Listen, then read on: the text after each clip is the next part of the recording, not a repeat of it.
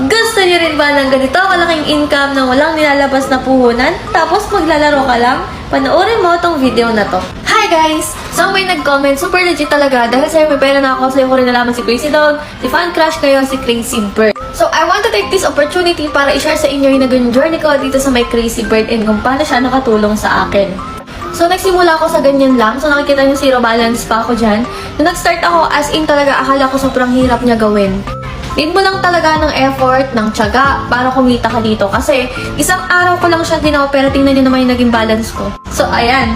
Ayan yung naging balance ko. Maghapon ko lang siya nilaro. Take note, maghapon ko lang po siya ginawa. Okay? And gusto ko i-share sa inyo na within 1 week, ayan po agad yung aking mga na-cash out dito sa app na to. Nagbabalak ka na i-try yung mga earning app na katulad nito, I think ito na yon. Ito na talaga yung sagot sa hinahanap mo. Gusto ko lang din sabihin na hindi nyo po kailangan ng puhunan dito sa app na to. So, maglalaro lang kayo, then, ayan na, pwede na kayong kumit. Sa mga hindi